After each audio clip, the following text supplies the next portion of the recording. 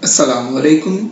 I'm Syed Mirajul Haq, lecturer of physics, government degree, Boys Science and Commerce College, Bafardod. Today I'm going to deliver a lecture on current and electricity. ये topic हमारे chapter 13 में मौजूद है और paper में इस chapter से तकरीबन 10 नंबर का सवाल आने के चांसेस होते हैं। ये लेक्चर्स दरअसल उन तमाम लेक्चर्स के साथ कंटिन्यूएशन है जो तमाम government professor on behalf of government college education department के प्रोवाइड कर रहे हैं ताकि स्टूडेंट्स लॉकडाउन के दौरान घर बैठे अपनी तैयारी कर सकें और इम्तिहानों में अच्छे नंबर हासिल कर सकें। So let's start with our topic current and electricity. इस टॉपिक में मैं आपके साथ डिस्कस करूंगा electric current, types of current, direction of current, Ohm's law, resistance, resistivity and effect of temperature on resistor. So let's start with the first topic, current और electric current। आपने current के बारे में अगर सुना है या बहुत सुना होगा इसके बारे में। बुनियादी तौर पर करंट को अगर हम उर्दू में ट्रांसलेट करें तो करंट का मतलब है बहाव, लाइक वाटर करंट, पानी का बहाव। इसी तरह जब किसी कंडक्टर से चार्ज का बहाव होता है तो हम कहते हैं कि उस कंडक्टर में इलेक्ट्रिक करंट प्रोड्यूस होगा। यहाँ पर इलेक्ट्रिक करंट को समझने के लिए हमें कुछ इंपॉर्टेंट टर्म्स पहले समझ लेना चाहिए। मसलन कंडक्टर हम आमतौर पर उन अशिया को कहते हैं जिनके अंदर से करंट, जिनमें से चार्ज आसानी से पास कर सकता है। Conductors are those materials or those substances which can easily allow charge to pass through it. Basically conductor में होता क्या है, कंडक्टर आमतौर पर मेटल्स होते हैं और मेटल्स को अगर पीरियोडिक टेबल में हम चेक करें तो पीरियोडिक टेबल के अंदर मेटल के साइजेस, एटॉमिक साइजेस जो हैं काफी बड़े होते हैं, जिसके वजह से आउटर मोस्ट ऑर्बिट के इलेक्ट्रॉन न्यूक्लियस से काफी फासले पर चले जाते हैं और जिसकी वजह से न्यूक्लियस की अट्रैक्टिव फोर्स इलेक्ट्रॉन्स के ऊपर तिहाई कम हो जाती है और सराउंडिंग से मिलने वाली जरा सी भी एनर्जी या सराउंडिंग की फोर्सेस के इफेक्ट के नतीजे में आउटर मोस्ट ऑर्बिट के इलेक्ट्रॉन बाहर आ जाते हैं, एटम छोड़ देते हैं और ये इलेक्ट्रॉन बेतरतीब इधर उधर हरकत करते रहते हैं। ऐसे इलेक्ट्रॉन्स को हम फ्री इलेक्ट्रॉन्स कह सकते हैं। जैसे कि इस पहली डायग्राम में आप देख सकते हैं इलेक्ट्रॉन बेतरतीब इधर उधर हरकत कर। अब अगर ऐसे कंडक्टर को किसी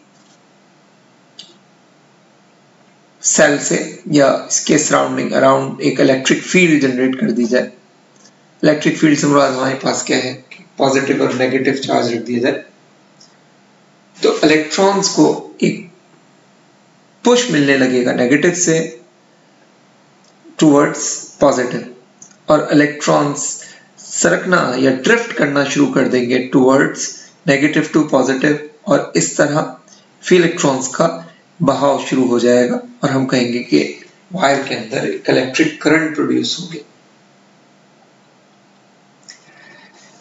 क्योंकि दूसरी अशिया जिनको हम इंसुलेटर्स कहते हैं उनमें इस तरह के फ्री इलेक्ट्रॉन्स नहीं पाए जाते, तो इसी वजह से उनमें इलेक्ट्रिक करंट भी प्रोड्यूस नहीं होता। तो पहली बात जो हमें समझ में आई वो ये कि करंट बेसिकली किसी इलेक्ट्रिक करंट जो है वो बेसिकली किसी कंडक्टर के अंदर चार्ज का बहाव है एक पॉइंट से दूसरे पॉइंट की। अब यहां पर एक बात आती है कि करंट की स्ट्रेंथ हम कैसे निकालें, क्या हो सकती है किसी पॉइंट पे स्ट्रेंथ। तो strength of the current, electric current, it's very simple. आप एक पर्टिकुलर पॉइंट या area, cross section area choose कर लें और इस पर्टिकुलर क्रॉस सेक्शन एरिया से, मसलन यहाँ से इस पर्टिकुलर क्रॉस सेक्शन एरिया से चेक करें कि यूनिट टाइम में कितना चार्ज पास हो रहा है। अगर यूनिट टाइम में अंदर ज्यादा चार्ज पास हो रहा है, फ्लो कर रहा है, तो इसका मतलब यह है कि स्ट्रेंथ ऑफ द करंट ज्यादा है और अगर यूनिट टाइम के अंदर करंट या चार्ज कम पास हो रहा है तो स्ट्रेंथ ऑफ द करंट कम है। इसलिए हम स्ट्रेंथ ऑफ द करंट के बारे में कह सकते हैं the rate of flow of charge from certain cross section area of a conductor is called electric current. किसी मखसूस सर्टेन क्रॉस सेक्शन एरिया से मखसूस हिस्से से यूनिट टाइम में कितना चार्ज पास हो रहा है उसकी मकदार को हम इलेक्ट्रिक करंट का नाम देते हैं। करंट को हम I से डिनोट करते हैं और मैथमेटिकली इसे हम किसी सर्टेन क्रॉस सेक्शन एरिया से गुजरने वाले चार्ज को टाइम से डिवाइड करके आसानी से मालूम कर सकते हैं। तो फॉर्मूला इसके लिए हमारे पास होगा I is equal to Q upon T। The SI unit of electric current is ampere and 1 ampere is 1 coulomb charge अगर 1 सेकेंड के अंदर पास हो रहा है किसी पर्टिकुलर क्रॉस सेक्शन एरिया से तो इसका मतलब ये हुआ कि करंट 1 एम्पियर होगा। अब हम देखते हैं कि करंट की टाइप्स कौन कौन सी हैं। 3 तरह की डिफरेंट टाइप्स हम देखते हैं। पहली टाइप ऑफ करंट जो है जिसको हम स्टेडी करंट या डायरेक्ट करंट कहते हैं which does not vary with time, जो टाइम के लिहाज से तब्दील नहीं होता बल्कि टाइम के साथ साथ कंसेक्यूटिवली कॉन्स्टेंटली आगे की तरफ बढ़ता है और इसमें कोई तब्दीली नहीं आती। दूसरा जो हमारे पास है वो वेरिंग करंट है जिसका मैग्नीट्यूड टाइम के साथ साथ तब्दील होता रहता है। डायरेक्शन सेम रहती है लेकिन करंट की मैग्नीट्यूड कम ज्यादा होता रहता है। तीसरा हमारे पास वो है जिसमें करंट का मैग्नीट्यूड और साथ ही साथ डायरेक्शन तीनों की दोनों चीजें तब्दील होती रहती हैं। ऐसे करंट को हम ऑल्टरनेटिंग करंट का नाम देते हैं। ग्राफिकली अगर हम इसको देखें तो आप देख सकते हैं ये ए स्टेडी करंट, इसमें करंट अपनी जगह पर है लेकिन टाइम बढ़ता जा रहा है, करंट के अंदर चेंज नहीं आ रहा। बी और सी में हम देख सकते हैं कि करंट सेम डायरेक्शन में है, ऊपर ही है, ग्राफ की एक ही साइड पर आ रहा है लेकिन इसकी वैल्यू टाइम के साथ साथ चेंज हो रही है, वेरिंग करंट है। और तीसरा हमारे पास जो है ऑल्टरनेटिंग करंट, इसमें देख सकते हैं इसमें करंट की डायरेक्शन और मैग्नीट्यूड दोनों पीरियोडिकली क्या हो रहा है, चेंज हो रहा है। तीसरी चीज जो इसमें हमें समझना है वो है करंट की डायरेक्शन। बुनियादी तौर पे करंट एक स्केलर क्वांटिटी है, इसकी कोई पर्टिकुलर डायरेक्शन नहीं होती, लेकिन हम चार्ज की मूवमेंट को लेकर करंट की डायरेक्शन को डिस्क्राइब कर सकते हैं। ये दो इक्विवेलेंट वेज हैं जो डायरेक्शन ऑफ करंट डिस्क्राइब करने के लिए इस्तेमाल करते हैं। एक को हम इलेक्ट्रॉनिक करंट कहते हैं और एक को कन्वेंशनल करंट कहते हैं। इलेक्ट्रॉनिक करंट क्या है? जो बेसिक वजह है करंट की फ्लो की वो तो यही है कि इलेक्ट्रॉन लो पोटेंशियल यानी नेगेटिव साइड से चल के पॉजिटिव की तरफ यानी हाई पोटेंशियल की तरफ जा रहे हैं। इस डायरेक्शन ऑफ करंट या इस फ्लो को हम इलेक्ट्रॉनिक करंट का नाम देते हैं due to motion of free electron. लेकिन यहां पर एक बात जो थोड़ी सी समझने की जरूरत है वो ये है कि कंडक्टर बुनियादी तौर पर मेटल्स होते हैं और मेटल्स के स्ट्रक्चर को अगर हम केमिकली चेक करें तो पता चलता है कि ये तमाम के तमाम क्रिस्टलाइन होते हैं। आमतौर पर सॉलिड दो तरह के होते हैं, क्रिस्टलाइन सॉलिड और एमॉर्फस सॉलिड। तो मेटल सारे के सारे क्रिस्टलाइन होते हैं और क्रिस्टलाइन होने की वजह से तमाम एटम्स जो हैं वो एक खास ज्योमेट्रिकल ऑर्डर के अंदर तरतीबवार लगे हुए होते हैं। फिर इलेक्ट्रॉन इनके बीच से ही पास हो रहे होते हैं और इन्हीं एटम से बाहर निकल के आते हैं। तो ये सारे एटम जितने भी हैं ये तमाम के तमाम पॉजिटिव आयंस होते हैं। अब इलेक्ट्रॉन जब आगे की तरफ जा रहा है तो रिलेटिवली वो पीछे किसको छोड़ता हुआ जा रहा है, पॉजिटिव चार्ज को, यानी पीछे की तरफ पॉजिटिव। जैसे हम जब आगे की तरफ जाते हैं तो हमें क्या चीजें हमारे लिहाज से पीछे की तरफ जा रही होती। तो इसका मतलब ये हुआ कि एक डायरेक्शन ऑफ करंट इस तरह से भी हो सकता है कि पॉजिटिव चार्ज इलेक्ट्रॉन के ऑपोजिट मूवमेंट हो रही है यानी पॉजिटिव चार्ज मूव कर रहा है। इस डायरेक्शन ऑफ करंट को हम कन्वेंशनल डायरेक्शन ऑफ करंट या कन्वेंशनल करंट कहते हैं। 1820 में एम्पेयर ने इस डायरेक्शन को, कन्वेंशनल डायरेक्शन को इंट्रोड्यूस किया और यही स्टैंडर्ड डायरेक्शन कंसिडर की जाती है। किसी सर्किट में, इलेक्ट्रिकल सर्किट के अंदर करंट की डायरेक्शन को अगर हम शो करेंगे तो वो हमेशा पॉजिटिव से, यानी positive terminal of the battery से negative terminal of the battery की जाने शो की जाती है। तो यहाँ पे फिर अगेन हम एक बात समझ पाए कि डायरेक्शन ऑफ करंट जो है वो बुनियादी तौर पर दो तरह की है। एक इलेक्ट्रॉनिक करंट है जो due to motion of electrons है, और एक कन्वेंशनल करंट है जो due to relative motion of positive charge है against the electron.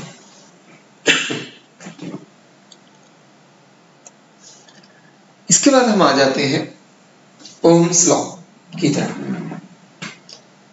George Simon Ohm ने करंट और वोल्टेज के दरमियान एक रिलेशन स्टडी किया और इसको ओम्स लॉ का नाम रखा। एक बहुत सिंपल सी बात समझ में आती है, जैसे कि आप इस नीचे वाली डायग्राम में देख सकते हैं कि जैसे जैसे वाटर पंप का प्रेशर बढ़ेगा तो वाटर पंप के प्रेशर के बढ़ने से वाटर का फ्लो भी तेज होता जाएगा। तो बिल्कुल इसी तरह अगर हम यहाँ बैटरी या एक्सटर्नल सोर्स ऑफ एनर्जी जो चार्ज को एनर्जी प्रोवाइड कर रहा है, इसकी एनर्जी बढ़ाना शुरू कर दें, वोल्टेज बढ़ाना शुरू कर दें, तो वोल्टेज के बढ़ने के साथ साथ हम एक बात देखते हैं कि जो फ्लो ऑफ करंट है वो भी बढ़ना शुरू हो जाएगा, और जैसे वोल्टेज ड्रॉप होगा तो करंट का फ्लो भी ड्रॉप कर जाएगा। तो यही रिलेशन जो है ओम्स लॉ कहलाया। हम यूं कह सकते हैं the current flowing through a conductor is directly proportional to the potential difference or the voltage across the two ends of the conductor provided that the physical condition remains same। शर्त यह है कि physical condition, area, temperature, nature, ये सब conditions same रहे, इनमें कोई तब्दीली ना है। इस लॉ को अगर मैथमेटिकली हम देखें तो बहुत सिंपल है। आप समझ सकते हैं I is directional to V, current voltage के डायरेक्ट प्रोपोर्शनल है, प्रोपोर्शनल का साइन हटाएंगे तो इक्वल और कांस्टेंट, कांस्टेंट यहाँ K से प्रेजेंट करते हैं। This is called conductance of the conductor. ये कंडक्टेंस क्या है? It is a property of a conductor which allow charge to pass through the conductor। इसके साथ साथ एक और प्रॉपर्टी भी कंडक्टर के अंदर पाई जाती है जिसे हम कहते हैं resistance. Resistance is that property which resist the flow of charge. जैसे कंडक्टेंस चार्ज के गुजरने के लिए अलाउ कर रही है, प्रॉपर्टी है जो चार्ज को गुजरने के लिए आसानी पैदा कर रही है, इसी तरह रेजिस्टेंस वो प्रॉपर्टी है जो चार्ज के फ्लो को रोकती है या रोकने की कोशिश करती है। ये दोनों प्रॉपर्टीज एक दूसरे के रेसिप्रोकल हैं। रेजिस्टेंस बढ़ेगी तो कंडक्टेंस कम हो जाएगी, रेजिस्टेंस कम होगी तो कंडक्टेंस बढ़ जाएगी, यानी दूसरे के रेसिप्रोकल। तो हम इस K की जगह पर 1/R प्लेस कर सकते हैं। R लेफ्ट साइड पर जाएगा तो ये हमारे पास क्या हो जाएगा, V is equal to IR। ये बेसिक फॉर्म है ओम्स लॉ की, जहां R रेजिस्टेंस को ऑफ द कंडक्टर को रिप्रेजेंट कर।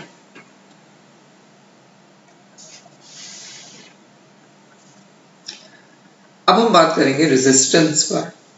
रेजिस्टेंस मैंने आपको जैसे कि समझाया कि वो प्रॉपर्टी है कंडक्टर की जो चार्ज के फ्लो को रेजिस्ट करती है थ्रू द कंडक्टर। कैसे, क्यों, ये कहां से आ जाती है?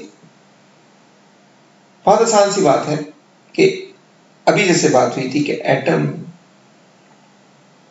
किसी भी मेटल के अंदर क्रिस्टलाइन फॉर्म के अंदर लगे हुए तरतीबवार, और काइनेटिक मॉलिक्यूलर थ्योरी जैसे कि आप सब जानते हैं, सॉलिड के बारे में बात सबको पता है कि एटम्स हर वक्त अपनी जगह पर वाइब्रेट करते रहते हैं।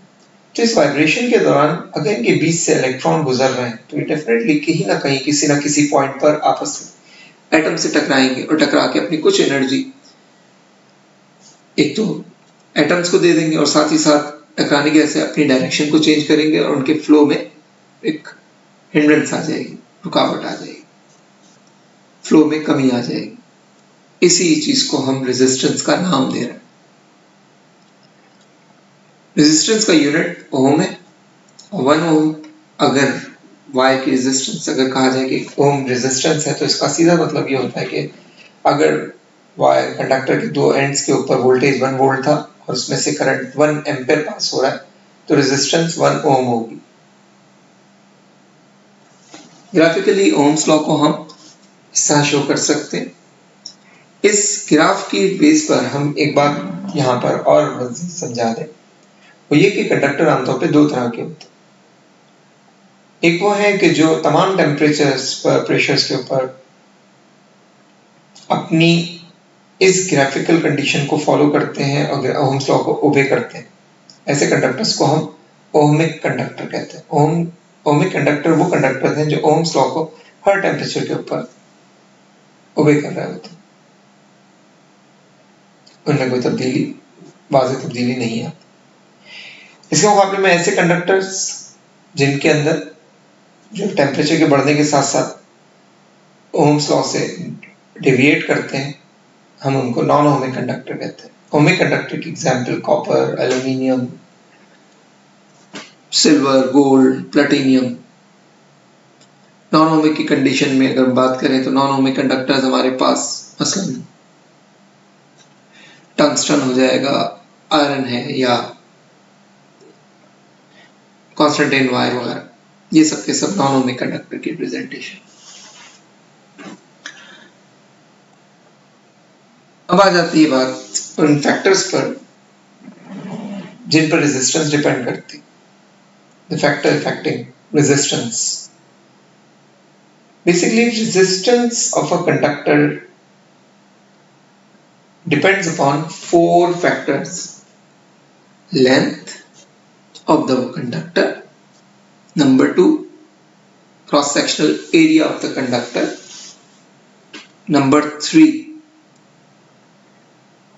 temperature of the conductor, and the nature of the conductor. सबसे पहले हम यहाँ पे देखते हैं कि लेंथ से क्या रिलेशन है।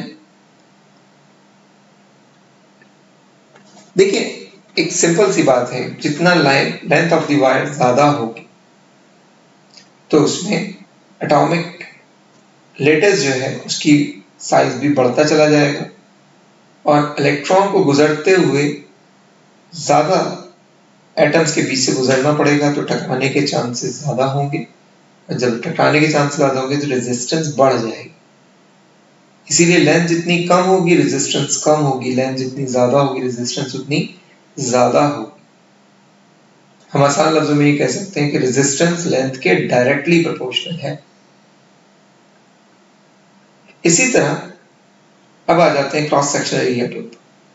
अगर क्रॉस सेक्शनल एरिया की बात की जाए तो वायर जितना मोटा होगा, जितना डाया ज्यादा होगा वायर का, इलेक्ट्रॉन को गुजरने के लिए ज्यादा जगह मिलेगी, और जब जगह ज्यादा होगी तो ऑब्वियसली रेजिस्टेंस कम हो जाएगी, वो आसानी से पास होगा।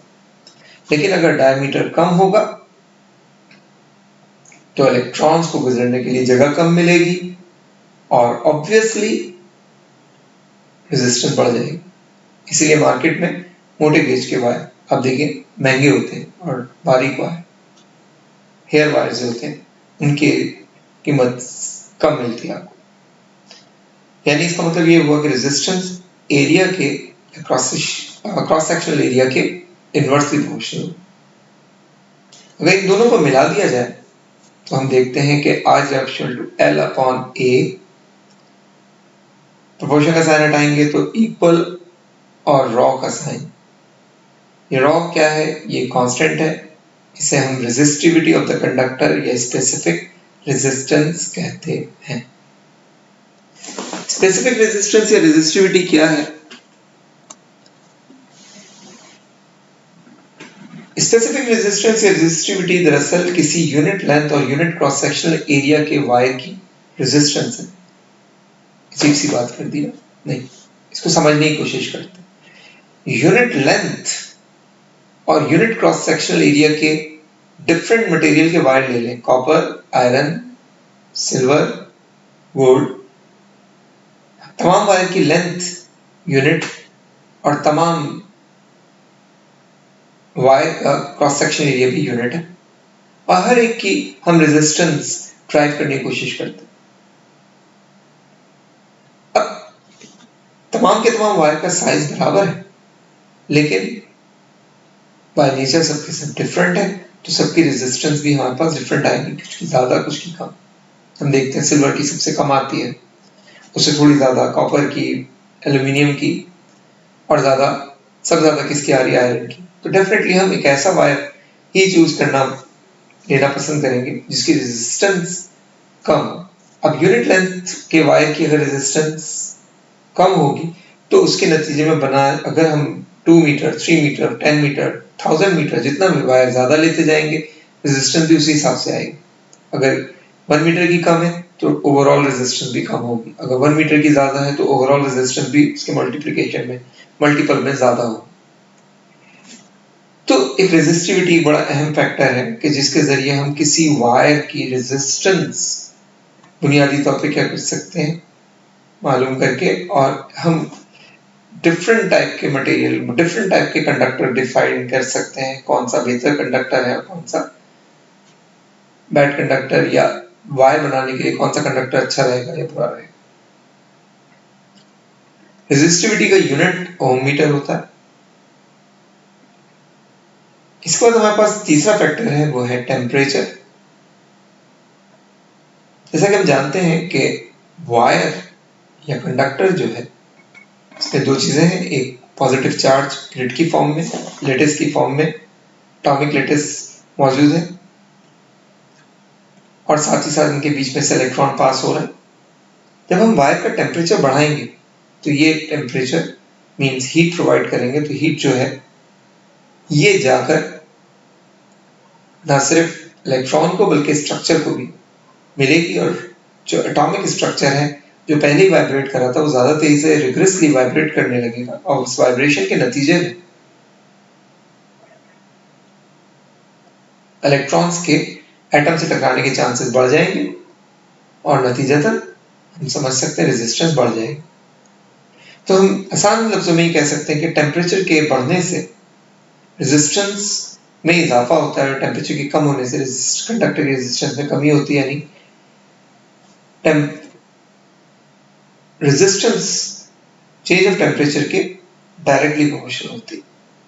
जितना टेम्परेचर ज्यादा बढ़ता जाएगा रेजिस्टेंस बढ़ती जाएगी, टेम्परेचर कम होगा रेजिस्टेंस कम हो जाएगी। अब अगर मैं सर्टेन टेम्परेचर पर रेजिस्टेंस मालूम करना चाहूँ तो ये हम आसानी से कर सकते हैं। हमने सपोज किया कि 0 डिग्री सेंटीग्रेड पर किसी वायर की रेजिस्टेंस R0 थी, और जब टेम्परेचर को बढ़ाकर T डिग्री सेंटीग्रेड कर दिया तो अब resistance RT। The change of resistance is RT minus R0 for a change of temperature delta T is equal to T minus 0 degree centigrade.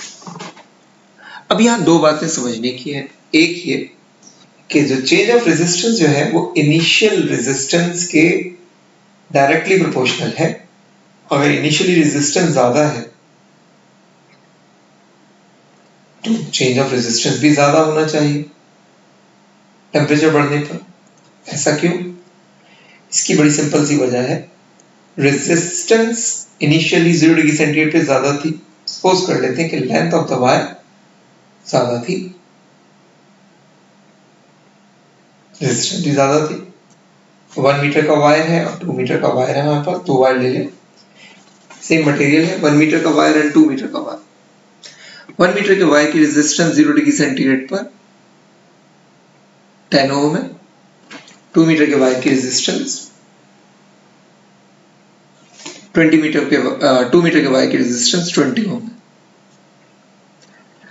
अब जैसे जैसे हम टेम्परेचर बढ़ाएंगे, टेम्परेचर के बढ़ने के साथ साथ हम देखते हैं कि 1 मीटर वाले की लेंथ में इजाफा कम होगा, लेकिन 2 मीटर वाले की लेंथ में इजाफा ज्यादा होगा। जब इजाफा ज्यादा होगा, लेंथ ज्यादा बढ़ेगी, तो लेंथ के बढ़ने से रेजिस्टेंस में भी इजाफा ज्यादा होगा। तो चेंज ऑफ रेजिस्टेंस जो है वो इनिशियल रेजिस्टेंस के या 0 डिग्री सेंटीग्रेड पे रेजिस्टेंस के डायरेक्टली प्रोपोर्शनल। इसका change of resistance change of temperature की भी डायरेक्टली इक्वेशन है, बड़ा सिंपल है। 0 से 10 डिग्री सेंटीग्रेड या 0 से 100 डिग्री सेंटीग्रेड रेजिस्टेंस हम बढ़ाते हैं, टेम्परेचर बढ़ाते हैं, तो टेम्परेचर के बढ़ाने से 0 से 10 कम हीट जाएगी, 0 से 100 ज्यादा हीट जाएगी, और जितनी ज्यादा हीट हम दे रहे हैं ऑब्वियसली मॉलिक्यूल्स के टकराने के, एटम के टकराने के चांसेस बढ़ते जा रहे हैं और रेजिस्टेंस बढ़ रही है। अगर इन दोनों को मिला दिया जाए इक्वेशन 1 और 2 को, तो हमारे पास इक्वेशन आ जाती है delta R is directional to R zero delta T, यहाँ प्रोपोर्शन का साइन हटेगा तो इसके यहाँ पे कांस्टेंट आ जाएगा, ये constant of proportionality temperature coefficient of resistance या रेजिस्टिविटी कहलाता है। अगर डेल्टा आर को रिप्लेस कर दिया जाए R T minus R zero से, तो alpha R zero delta T, R T is equal to R zero plus alpha R zero delta T, और आर जीरो कॉमन निकाल लिया जाए तो R T is equal to R zero one plus alpha delta T आ जाएगा। जैसा कि हम जानते हैं कि रेजिस्टेंस और resistivity they are directly proportional to each other, तो इसीलिए आर की जगह पे हमने रॉ इस्तेमाल कर दिया, rho T is equal to rho zero one plus alpha delta T. Temperature coefficient of resistance या रॉ क्या है, अल्फा क्या है, अल्फा या टेम्परेचर कोफिशिएंट ऑफ रेजिस्टेंस बुनियादी तौर पर यूनिट रेजिस्टेंस के अंदर 1 डिग्री टेम्परेचर बढ़ाने पर, सपोज कर लेते हैं कि एक वायर है जिसकी रेजिस्टेंस 1 ओम है सपोज, और इसका टेम्परेचर 10 डिग्री सेंटीग्रेड है, मैंने 10 से 11 किया, 10 से 11 डिग्री सेंटीग्रेड टेम्परेचर बढ़ाने पर, 1 डिग्री टेम्परेचर बढ़ाने के ऊपर इस यूनिट ओम रेजिस्टेंस में, 1 ओम रेजिस्टेंस में कितना चेंज आया, कितना इजाफा हुआ, इस चेंज को हम टेम्परेचर कोफिशिएंट ऑफ रेजिस्टेंस का नाम देते हैं। The change in resistance per unit initial resistance per degree rise in temperature is called temperature coefficient of resistivity और रेजिस्टेंस। सिंपल समझना है कि टेम्परेचर अगर यूनिट रेजिस्टेंस के अंदर 1 डिग्री टेम्परेचर बढ़ाने पर कितना चेंज आ रहा है, इसे हम टेम्परेचर कोफिशिएंट ऑफ रेजिस्टिविटी या टेम्परेचर कोफिशिएंट ऑफ रेजिस्टेंस का नाम देते हैं।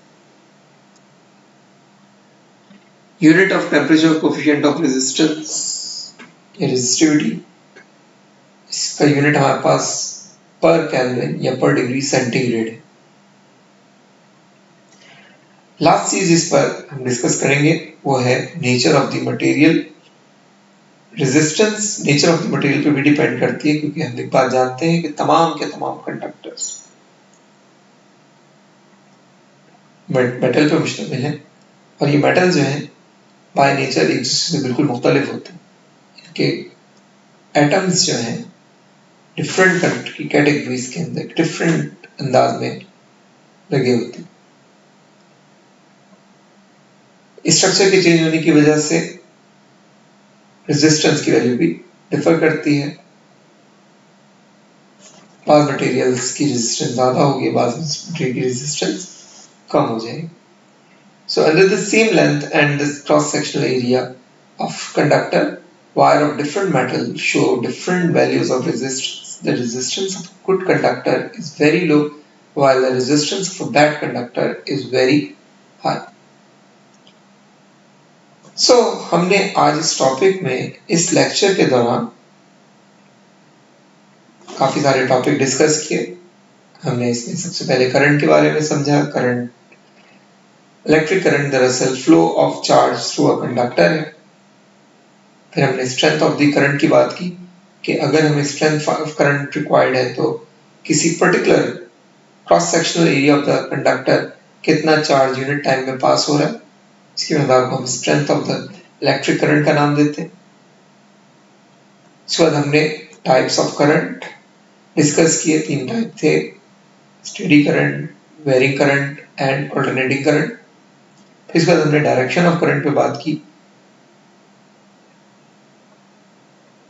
जिसके मुताबिक 2 तरह की डायरेक्शन हमारे पास है, एक इलेक्ट्रॉनिक करंट है और दूसरा कन्वेंशनल करंट है। Electronic current due to flow of free electrons है, जबकि कन्वेंशनल करंट जो है due to movement of relevant motion of positive charge against negative charge. Standard direction of current जो है वो कन्वेंशनल डायरेक्शन ऑफ करंट यानी positive से negative terminal of the battery. इसके बाद हमने ओम्स लॉ को डिस्कस किया। ओम्स लॉ एक रिलेशन है जो जॉर्ज साइमन ओम ने पेश किया था, रिलेशन बिटवीन करंट और वोल्टेज है, जो कहता है कि current is directly proportional to the voltage across the two ends of the battery और the terminal of the inductor. यहाँ पे फिर इसके बाद हमने रेजिस्टेंस और इसकी कंडीशंस को, इनके फैक्टर्स को स्टडी किया जिनके ऊपर रेजिस्टेंस डिपेंड करती है। आई होप आपको ये लेक्चर समझ में आया होगा, लेकिन इसके बावजूद अगर कुछ क्वेश्चन आपके जहन में है तो आप वो सवाल ज़रूर डिस्कस करें, लिख के भेजें, मैं उन सवालों के ज़रूर जवाब दूंगा। और नेक्स्ट टॉपिक में हम इसके आगे डिस्कस करेंगे इंशाल्लाह और इस चैप्टर को कंप्लीट करने की कोशिश करेंगे। Thank you. खुदा